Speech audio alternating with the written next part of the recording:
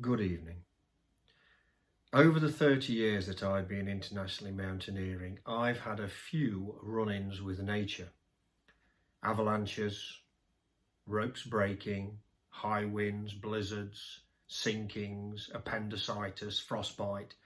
It doesn't bode well when I ask people to come on a trip with me.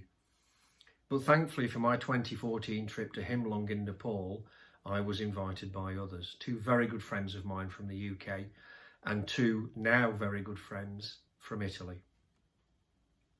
We all met in Kathmandu and travelled the long journey to Himlung to attempt a 7,000 metre peak. And for me, this was a new journey of altitude. Could I climb to that height after suffering my severe frostbite? Of course, the first thing you have to do is get to the mountain, and that love, that passion drives me to do that. However, the weather can say other things. And on our journey, we had tremendous snowfall blocking our path. It made us days late. We were stuck in camp, stuck in farms, couldn't get to where we wished to be on the timescale. But love doesn't always run to time. As the old song says, you can't hurry love. And we fought very hard, worked very effectively as a team together until we got to our high camp and made our summit attempt. Sadly for me, it wasn't to be. On the summit morning, I could feel frostbite hankering at one of my feet again, and I took the decision to turn back. I wonder how many of us have had the courage to turn away from something that we want so much, whether it be a job, a love, a mountain, things that have cost us time, effort, money, preparation. And yet we say at the very last minute, do you know what? This just isn't my day. And that can take some nerve. I have never regretted the decision because I knew it was the right thing for me, and nobody wants to suffer frostbite twice.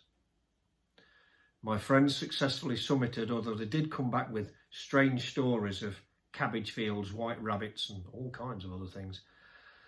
And as we descended, we heard tales of tragedy because all the snowfall that had been coming down had caused avalanches. We'd been reported missing in the press. We had no idea of this because we were disconnected from the modern world. But a number of people had been killed. And that in itself is a tragedy.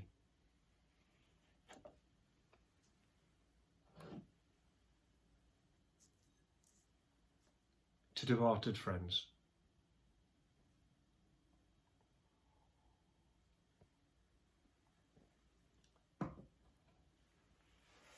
And here is my love letter to Himlung. Dear H, it wasn't until a friend mentioned your name that I became interested in you. They wanted to come and visit and extended a kind invitation to join them. Though I'd heard about your distant beauty, it wasn't until I saw you with my own eyes that your remoteness made sense to me. As I quietly approached your slopes, I noticed how you hid yourself in a huge chain of hills. I wonder if you prefer it that way. Perhaps it's because there are so many ostentatious others around you that demand such attention, rather than pleasurably receive it, which makes you live a quiet life. At one point, I didn't think we'd meet. We could clearly see each other, but the weather had been atrocious, and a deep blanket of snow made any interview hazardous. We fought night and day to get close, running the dangerous gauntlet of avalanche and rockfall far too many times. Eventually I stood below you and looked up at your jagged, windswept slopes. I still wasn't sure what to think of you, but how could we become acquainted if I didn't come over for a chat? Unfortunately, that conversation never happened, as fate dealt a ghostly hand. Some years ago, I'd been hurt by another, and her freezing grasps came out of the dawn light to prevent our meeting. I risked too much to come any closer and had to retire, leaving you in the company of my friends. When they returned later in the day, they spoke of strange dreams and hallucinations. Being close to you had almost sent them out of their minds. Is this how you treat your guests?